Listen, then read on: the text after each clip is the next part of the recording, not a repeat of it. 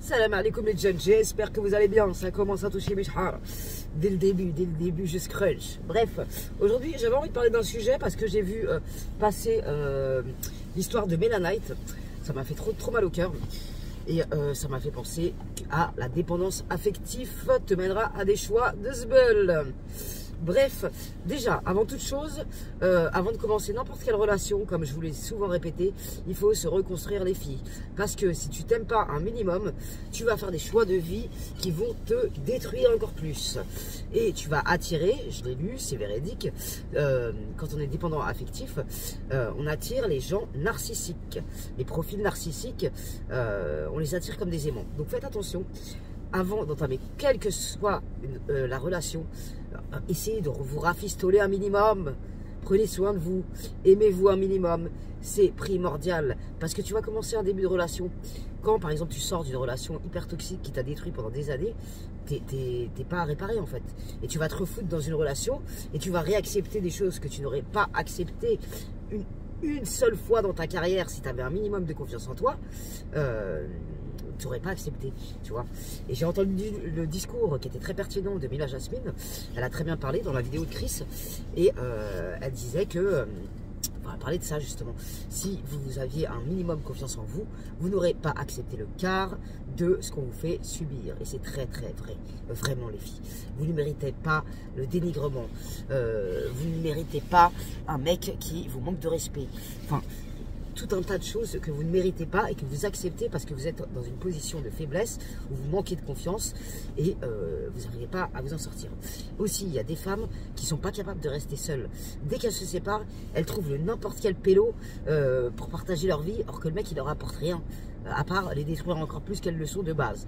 Ça sert à rien les filles, vraiment c'est vous à l'échec, vous ne serez pas heureuse de cette manière et vraiment il faut se protéger de ce genre de relation parce que parfois tu mets des années à te reconstruire.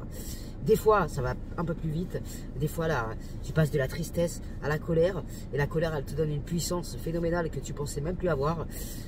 Tu sais rebondir mais des fois c'est très compliqué de rebondir. Donc faites attention à vous, protégez-vous des profils un peu trop charmants dès le départ, tu sens que ça pue la merde, tu vois. Faites attention, mettez vos limites, encore une fois, dans toutes les relations que vous avez dans vos vies. Mettez des limites dès le départ. N'accepte pas, dès qu'il y a un truc qui ne te plaît pas, ah oui, tu vires ça de ta vie. T'as pas besoin. Parce que l'être humain est comme ça. Tu vas donner ça, on va te prendre ça, on va te prendre ça, on va te prendre ça. Après, t'es foutu. Donc, faites attention à vous les filles, vraiment. Quand je vois des filles qui se séparent, qui prennent leur courage, ils se séparent, par exemple avec un mec qui picole, qui est hyper vulgaire, qui est con comme la lune, qui sert à rien, enfin en gros, laisse tomber quoi, et qui se remettent avec 2 semaines après, par peur d'être seul, ça me débecte en fait. Ou quand je vois des femmes, mais ce qu'il a, ça me fait mal au cœur plus qu'autre chose, tu vois. Et quand j'entends dire Mélanite, je voulais une vie normale avec un mec je lui fais à bouffer le soir et tout ça, mais non. Déjà, quelle idée de faire un crédit pour un mec? Mais à quelle heure? Mais jamais de la vie en fait. Sauf quand tu as été dans une relation hyper longue et encore. Tu sais pas ce qui peut arriver dans la vie. C'est toi qui vas te le farcir le crédit, c'est pas lui. Lui il est tranquille avec sa boucha là qui va aller retrouver là. Non mais je rêve. La pauvre, elle m'a fait mal au cœur. Mais ça c'est des erreurs. Généralement, en plus, quand on tombe sur ce genre de profil narcissique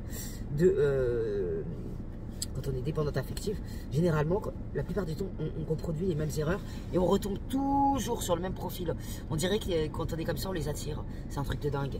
Et là, la dépendance affective, ça vient pas du jour au lendemain. C'est souvent lié, encore une fois, à l'enfance, un manque d'amour étant jeune, un manque de reconnaissance de ses parents, tout un tas de choses qui font qu'adulte, t'es en vrac. Donc voilà, quoi, faites attention à vos enfants parce que franchement, c'est hyper dur de grandir comme ça, avec une carence affective. Que ce soit en amitié ou en amour, on fait que des conneries. Et vraiment, c'est compliqué. Moi, plusieurs fois dans ma vie, j'ai rencontré des mecs, vraiment. Et quand je sortais de la relation, je me disais, mais comment t'as pu accepter ça? Qu'on insulte tes parents qui sont décédés. Enfin, vraiment, tu te dis, mais comment j'ai pu accepter ça? C'est une dinguerie. T'as l'impression que t'es pas toi-même. On dit l'amour rend aveugle, mais ma parole d'honneur que c'est vrai. Quand t'es croque d'un mec, en plus, les dépendances affectives, elles ont tendance à tomber amoureuses en 2 jours et demi. Enfin, il n'y a rien de logique dans tout ça et c'est une catastrophe après parce qu'après c'est très dur de se sortir de ce type de relation T'as l'impression que t'es plus rien sans la personne, alors que c'est totalement faux. C'est pour ça qu'il faut se prioriser. Il faut prendre soin de soi. Il faut faire des activités en mode solo. Il faut se valoriser tout seul. Tu vois, c'est compliqué hein, quand on n'a pas confiance en nous. Moi, la première, j'ai pas trop confiance en moi. Mais je fais un minimum syndical pour me montrer que je suis pas une merde en fait. Je suis quelqu'un de bien. J'ai des valeurs. J'ai de l'estime pour moi. Alhamdoulilah, tu vois. Et quand tu arrives dans une phase comme ça, il n'y a personne qui te manquera de respect en fait, tu vois. Parce que quand tu n'as pas confiance en toi, généralement les gens ils en profitent, que ce soit amicalement ou amoureusement, ils en profitent et tu vois, ils profitent de ta gentillesse, de ta faiblesse, de ta vulnérabilité. D'ailleurs, il faut éviter de se mettre dans une relation quand vous êtes en période de vulnérabilité. On se connaît, on sait quand on est vulnérable, ça arrive dans toute une vie, c'est humain. Évitez de vous mettre en couple. Vous ne rencontrez pas de sauveur. La seule personne qui va te sauver dans ce monde, c'est toi-même. Personne ne te sauvera. Quand on se dit, oh là là, heureusement que je t'ai rencontré, non. La base, c'est toi. Et la seule personne qui prendra soin de toi, c'est toi. On va finir tous seuls, de toute façon. Tu vois ce que je veux dire? Ton enveloppe corporelle, ta personne, il n'y a que toi qui pourra la mettre en valeur, la chérir, la guérir toute sa vie. Si tu le fais pas, c'est qui va le faire à ta place? Et ne te laisse pas sombrer, ça sert à rien. Je pense à toutes les femmes qui sont tristes, qui sont perdues, parce que quand on quitte quelqu'un, on se sent vide, on se sent nul, on se dit j'ai raté machin, j'ai raté ma relation, machin. Non, t'as rien raté du tout. Si le destin est fait comme ça, c'est pas pour rien. Et quand on perd quelque chose, on gagne toujours quelque chose de mieux. Généralement, c'est ce que je me dis pour me rassurer, et c'est très réel. Quand tu perds quelque chose, tu retrouves toujours mieux. C'est clair et net. Donc, prenez soin de vous les filles. Ne perdez pas espoir en l'humanité, même si c'est très compliqué, parce que les humains, ils sont de pire en pire. Qu'est-ce que j'ai fait de ce chargeur de ce bel point? Les humains, ils sont de pire en pire. Et prenez soin de vous, c'est très important. Parce qu'encore une fois, il n'y a personne qui va le faire pour vous.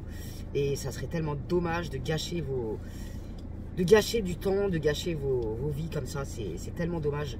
Donc faites attention à vous et ne laissez personne vous manquer de respect.